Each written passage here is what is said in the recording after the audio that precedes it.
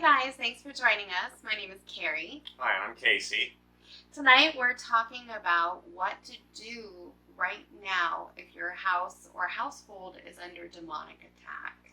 So this is a big topic, and this has to do with people who are currently going through any type of negative entity activity within their house, or also confirmed demonic activity within the house. So the thing is that you've discovered that your house is under attack. You've even talked to a medium, a professional, reputable medium, who has done a scan of your house and your family and has discovered that there are, in fact, entities within your house that are negative entities, possibly demonic as well.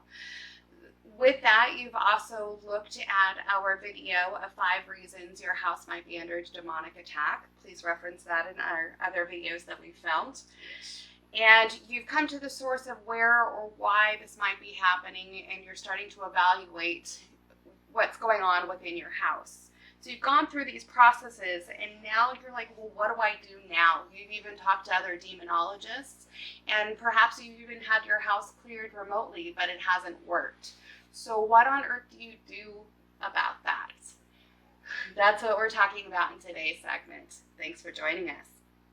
So the first thing we're going to talk about, there is no such thing as a magic wand that gets rid of this. Doesn't exist. Doesn't exist. There is no such thing that you can have these negative entities or the demonic just magically disappear, that somebody can magically come in, including remotely, and just make all these entities disappear. It's just not going to happen. Sorry to break the news. We got to debunk that one right now. Yeah. No such thing as a magical wand. No. Okay, so with that, what does that mean? What do you do then? If there's no magical wand and there's no way to just, boom, have these things out, guess what? It's going to take work. A lot of work. You didn't just magically have these entities appear within the house. It didn't just like wake up one day and now your house is infested with the demonic. They're not going to go away that simple either. If they were, it would have already happened, and you wouldn't even have activity within your house. Yes, things happen to good people, but we're going to talk about why, how, what do you do when your house is under demonic attack? So with that, I'm going to turn that one over to Casey for that first point there. Now that I said the whole mouthful. All right, so first thing, you want to examine the actual vibration level of yourself and of the rest of the family members that are in this household, and make some adjustments on those vibration levels should it need to be done. Which, if you're in this situation, clearly it needs to be done. It needs to be done. Something's off. There's vibrations that are off. Yes. And so vibrations, what does that really mean? A vibration level, there is positive and negative vibrations. Dark negative entities cannot stay permanently in the same space that positive vibration exists. No. And so if you feel like you're a good person, you've got everything going on good, why on earth is this happening?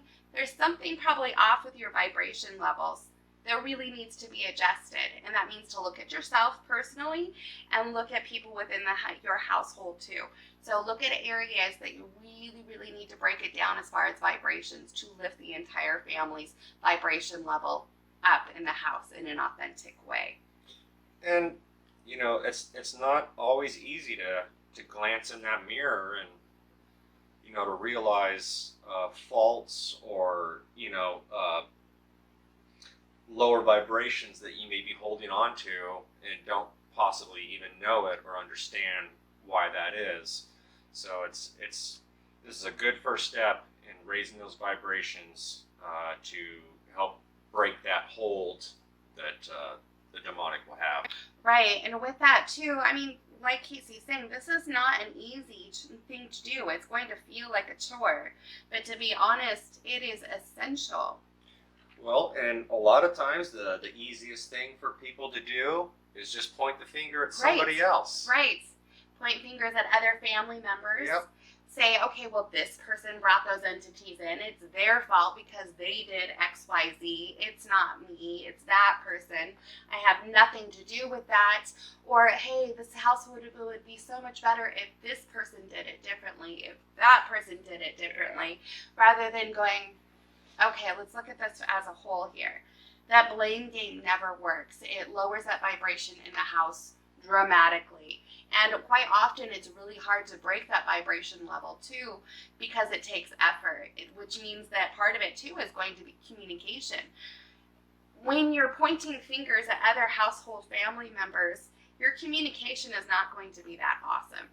It's not going to be that full. It's not going to be that authentic or transparent, which means that you're not able to break through who did what and take a proper accountability. So we have proper accountability of what's going on within the house, but then also at the same time, we know that the demonic and those negative entities take hold in that too. They can take a personality twist too within what you're doing. And if you're normally a very positive person, you're a very expressive person, you do good in general, but inside you might be feeling incredibly insecure. You might be feeling really dark, have some super dark thoughts that come up. Angry. Angry. Accusations towards yourself or other family members of where their shortcomings are.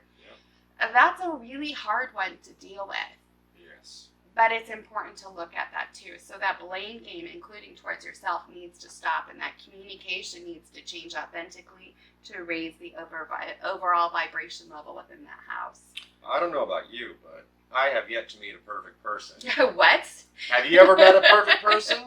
I thought I was perfect, but just saying. No, I don't. I absolutely do not think that I'm perfect in any way. That's why I'm here. We're humans. We all have faults. We all have insecurities. We all have little niches about us that it could be really tricky to look in that mirror and actually examine that and say, wow, I do that, or I can be like that, or I didn't even realize that I get this way so quickly, or right. Something like that. Yeah, it helps though when you're doing that, of course, to have other positive influences within the house or within your social group. Very true. To make sure that you're bouncing those ideas with somebody else too. Because since there's no such thing as a perfect person, we're going to have negativity in our lives. Absolutely. But there is a difference too between all that inward feeling versus the little things and lies that the demonic like to whisper into our ears too. Yes. That really feeds into all sorts of anxieties, depression, and insecurities, all sorts of negative vibration, low vibrational things right there too. So understand the difference between the two of what's yours and what's not. And so that's partly included in pointing fingers. Be careful not to point those fingers totally outward and not to overly point them inward as well. Pretty kind of a fine line. Right. Yeah. Right. That's where discernment comes in as well. Yes. Absolutely. Discernment. Exactly. I feel like that should be our middle name there. We talk about it all the time. If you look at all of our videos too, we talk pretty heavily about discernment, what it means. You can go back in our other videos to reference that. So then the next step of this too, it's going to be very important to keep those vibration levels high by meditating. Yes. That's a good way to start it, is start your meditation, start your getting yourself centered, helping other family members get centered. If you've ever done any kind of meditation before, or if you haven't, there's really nothing to it. It's actually pretty simple. It's just taking a small amount, a lot of time, and learning to channel and focus inward and take yourself out of that situation where all this hostility and negativity is coming from, and being able to center yourself and get yourself grounded back in a place where you're not so hyped up and out of control or something. Right, which in the process too, you're inevitably calling in your guides, your highest self, and honoring that faith system that you have there too. Meditation can look on all sorts of ways. We have a video that we did on this too. It's essential protection meditations. essential protection meditations. So it's really important that you go back and reference to that too. It's a very simple tutorial on how to meditate very effectively in that way. But meditation altogether, while it's inward in that the process of it, of what Casey is talking about, is very important. It doesn't mean that you, in order to meditate, that you have to do it in a very specific way, although we have a guided outline for it. Some people, their meditation includes, hiking or getting out into the earth, other elements, other water elements.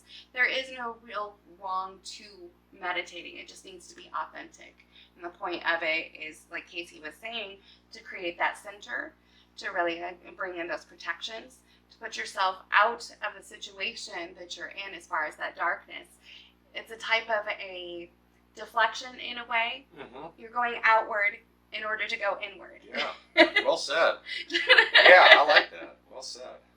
Yeah. Go outward to go inward. So that's something that is super important, is to have regular meditations. And keep in mind with your regular meditations, it is a very good idea for every person in the household, starting with a person who is watching this video first, to make a solid commitment to themselves that they will in fact do this meditation. The minimums and maximums need to be absolutely personal to you and authentic to what you can really do.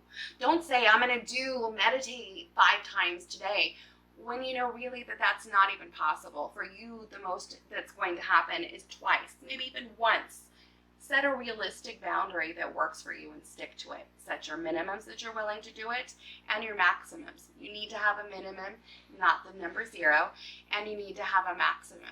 So keeping those numbers realistic. Keep that in there too. And you can make that commitment to yourself and to your family. Hold them to it too. The next part,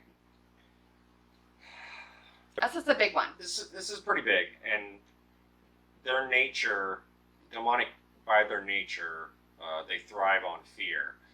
So a good way to help start getting control back for yourself and loosening that grip is to, I know this can be easier said than done, but try not to live in a state of fear by what they're doing or how they're trying to get your attention. They thrive and love and feed on your fear. Right. So if you can start taking that fear away from them, taking that power away from them, and stop feeding them with the fear, then that is going to start balancing out the levels and getting the power to where it resides in you and your family members. Right, and the person who is watching this video, it needs to start with them first. Examine the areas in your life that are giving fear to you as well. The demonic obviously does the whisperings in the ears, they do the shaking up of the house, the growlings, all sorts of really scary stuff. That's part of the fear, but they also go inward as well. So to really take a note of that and examine what kind of fear you're experiencing at that time. And we're going to kind of break down that part with you there too within this video, but it is incredibly important to get rid of fear and replace it with light.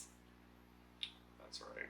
So with that, to eliminate fear and replace fear with light, it's going to be important for you to really examine, like we just said, examine your personal thoughts towards everything that's going on within your house. It's very obvious at 3 o'clock in the morning when you're being woken up by pounding footsteps above you. That's going to make you fearful. It is important at that time to completely understand what it is that's making that sound, and do not give that fear any power. As quick as you can, that needs to be turned off. And by doing your quick essential protections meditation, that's going to be very important. It's going to be important for you to call in your guides and your highest faith system as well, to get rid of that sound that's going on above you, or whatever example that source of fear is coming to you. You know, when you're outside and you see a dark shadow figure, and that's pretty scary, that happens.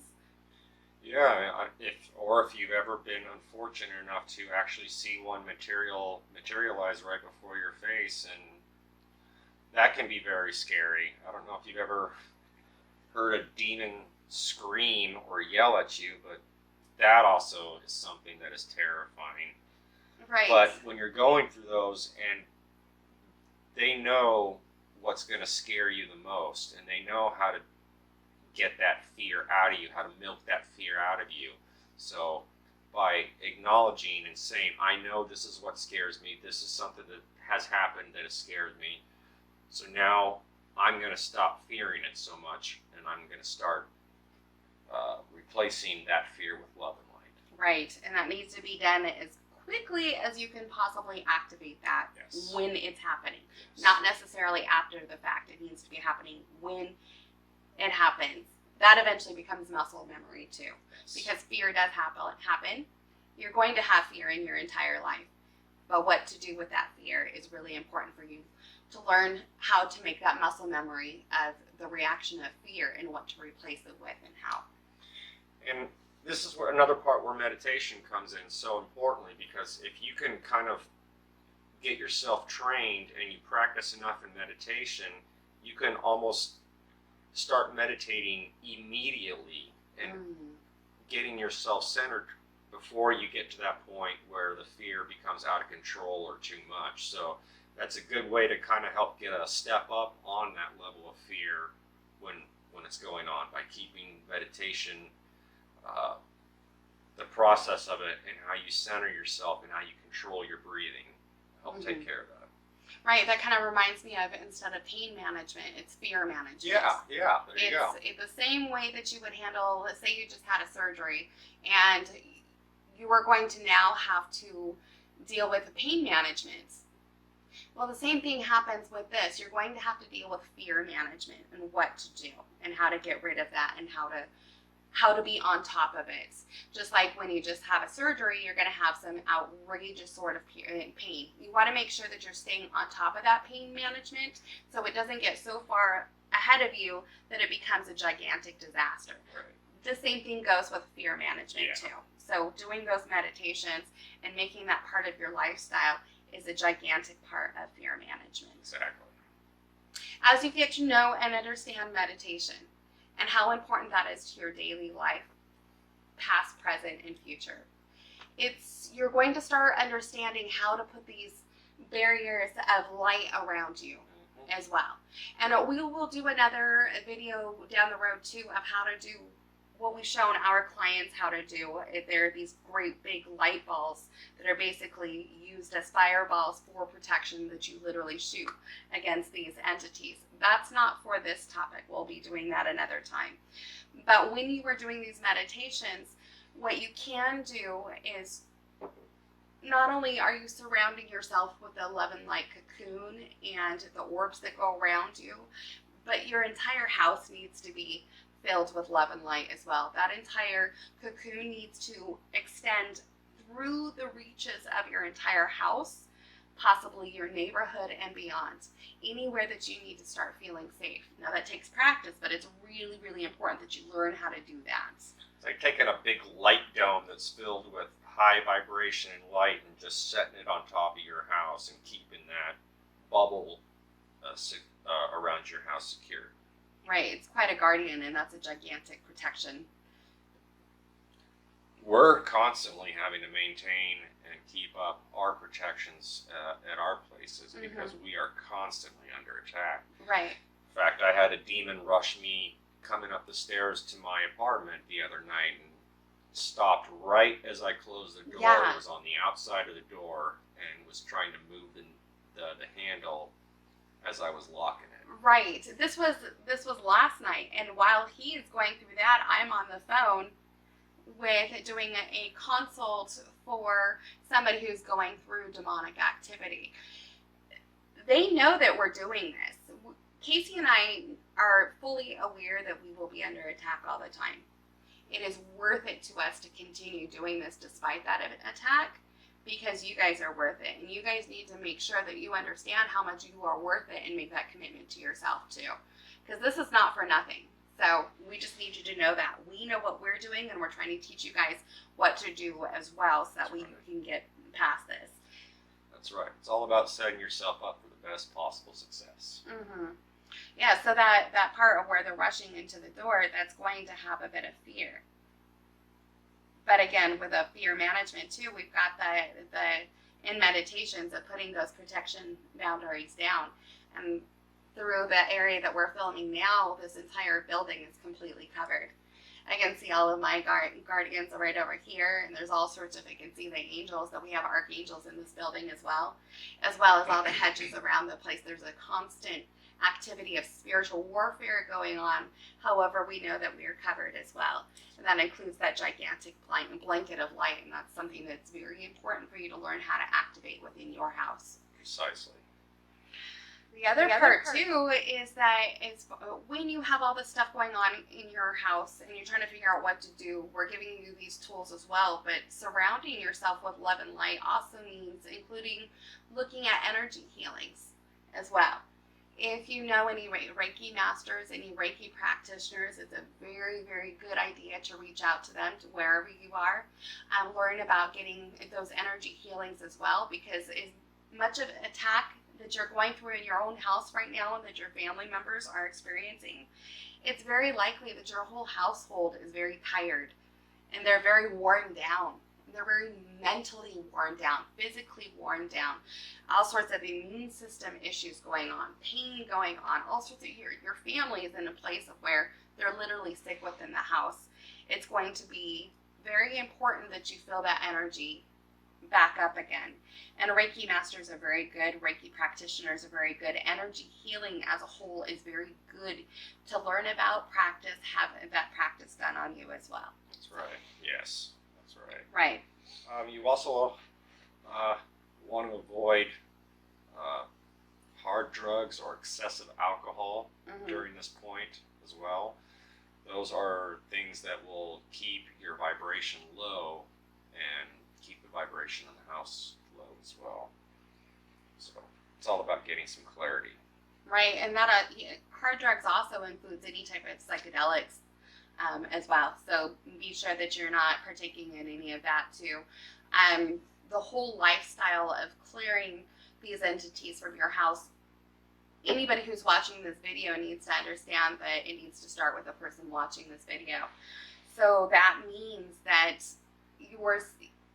all that cleansing needs to happen now. So no drugs, no alcohol, no psychedelics, nothing that alters your mindset and makes you feel vulnerable, anything, or gives you excessive power in the part of aggression or lack of discernment or any type of negative feeling.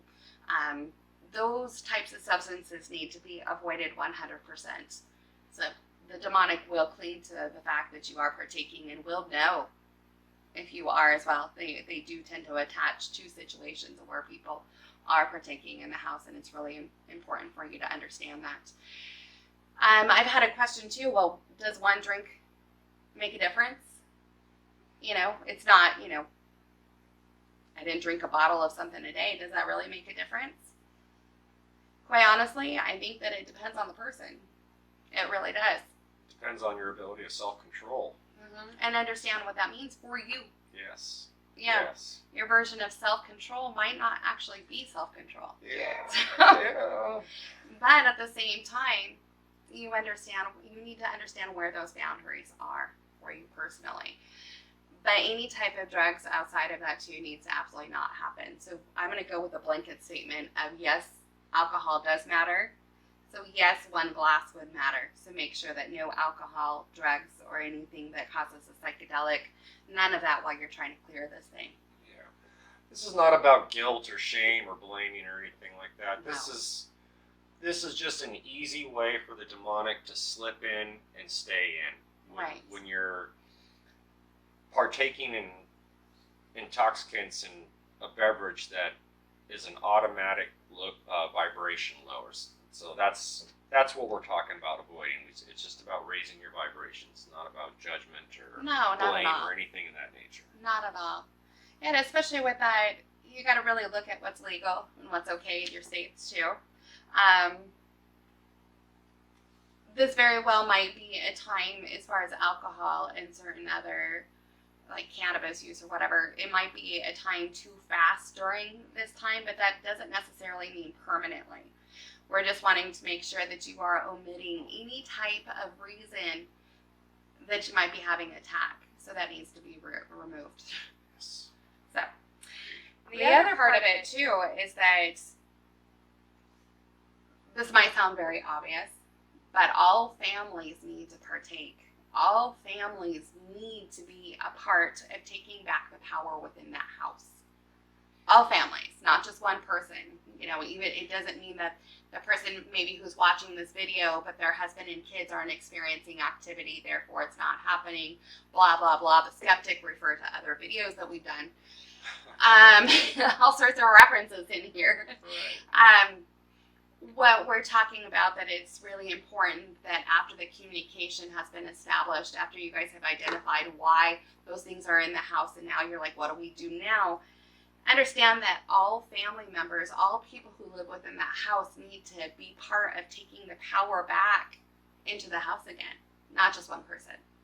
That means all of the family needs to go through and say, this is my domain.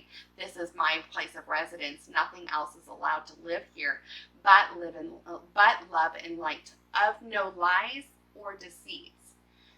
Love and light of no lies or deceits. Again, that goes into the discernment part. You'll see that word splashed everywhere for us. Kind of an important thing. It's a big word. Just a little bit. Yeah. Very important one.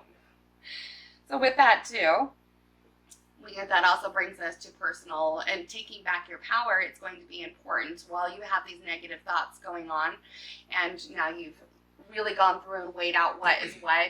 You're removing fear and replacing it with light.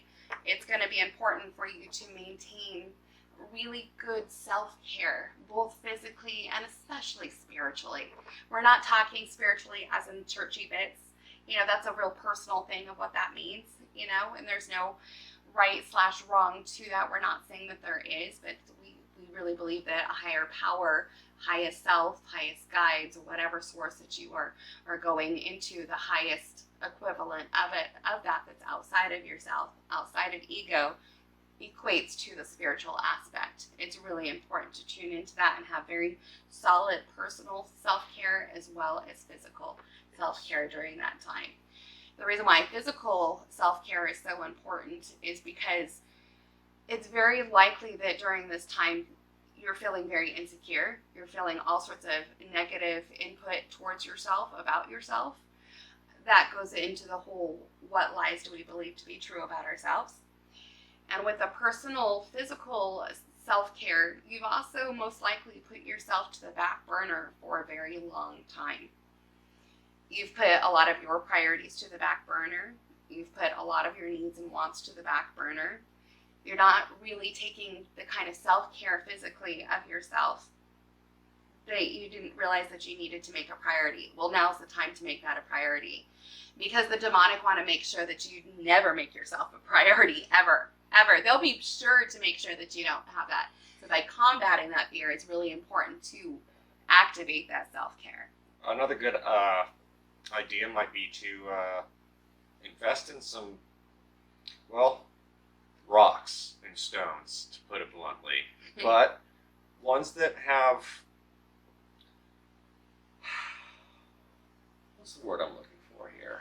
Ones that have some significance, some personal centering, some spiritual centering, rocks and stones. A physical, it's a centering device. Comes in all sorts of forms. A lot of these tools are usually going to be essentially up front as far as stones and crystals are concerned. A good source is going to be selenites, as well as onyx, and also obsidian. And there's some other really good ones out there. This is black onyx, for example, and this is about protection right here. Mm-hmm. And the important part about having those tools, as far as stones and crystals, why that's important, even if you don't believe in any of that stuff, the reason why this is so important is it's a grounding tool. If you are so displaced in a place of negativity and fear and all of the activities that are going on, it is very hard to center. It is really hard to think outside of yourself. You're over the top on micromanaging yourself in every possible way. And the demonic is making sure that you stay in that spot. you need to have something physical to pull you out of that and pull you out of the clouds. So it's really important to really look at rocks and stones or crystals on that, as well as things like personal penance. Yeah, crosses. If you put your power of belief in a cross, it's the same thing as putting power and belief into a stone. We're also talking about penance, rings. If they've got, personal attachments to it. yeah. Say if it was like your grandmother's ring, that she wore that because it reminded her of protection. There's a lot of fond memories attached to that ring. That can also be a very good grounding tool for you as well. Not only that, but that type of pennant is already filled with all sorts of love and life because of the intention of that stone and purpose of that piece, which is going to help center. And it wouldn't hurt to actually get the piece blessed as well. Yeah. That's another form of protection and power added to that that article of importance, whatever it may be. Well, who do you get that blessed by? So you can honestly, you can bless it yourself by saying some prayers over it. Probably most likely during the situation that you're going through, it might be a good idea to have somebody that you love and care for outside of your family putting blessings on that item of centering for you. Also, somebody like a pastor or a significant clergy member that you respect, or a Reiki master. Reiki master can do it. Right. It depends on your source of belief. It needs to be authentic. These items it works best if they are blessed. And that brings it back to, okay, well, does the item really matter? Yes and no. It really does, and it doesn't matter. The cross, if that has meaning for you and it has a lot of solid belief for you that makes you feel centered, of course it's going to work. Of course. It's all covered in all sorts of positive vibrations. Same thing though with the popular stones for protection of being obsidian and onyx and selenite as well. Also, you know what? This is kyanite. This is one of my favorite rings. And it is a protector. I wear it all the time. It's self-activated. So that is something that kyanite is something personal for me. Yeah, and it's also been blessed as well, and it's super important to me. And so yes, it does matter, and it doesn't matter what it is, but it's important that it is blessed. Well, you've even blessed a couple children's toys before. Yes! So it really doesn't matter what the object is. It's whatever you put faith into, and you put that power in your mind that this is what stands for light and love. This is what I put my faith in. This is my security. It could be a children's toy. It could be a ring. It could be anything. It doesn't matter. I got to tell you what that is. So we were doing a clearing one time. This is great. So how is a cross equal to this? This is going to be great. So so we had done a clearing at a family's house where there were small children involved. They were all very much into horror movies and things like that, which we don't feel like is a problem necessarily within the house or a source for that. But the kids were young kids, and they had actual Chucky dolls in their house. The Bride of Chucky and Chucky itself. Now, those kids cherish those dolls. I mean, just like it's your favorite snuggly blanket or, your favorite toy. That was their version to them. Their Bride of Chucky and Chucky. So with that, no kidding, went through after the clearing was done, and I literally blessed those items of absolute utmost most high. So yes, Chucky could actually have the same wonderful protections, love and light as a cross. So there's that. Oh, I still cannot get over that. I still can't get over that. But, yeah. It's, to them that was really important. Those dolls are important. There's a source of protection. They have a lot of fond investment into those items. Yes, they can be good. Absolutely. And they are. Blessed Chucky dolls. That's right. Another good practice for your self-care is to perhaps start looking at maybe joining a group of individuals or people that have also been in this situation or who are going through this kind of environment at home.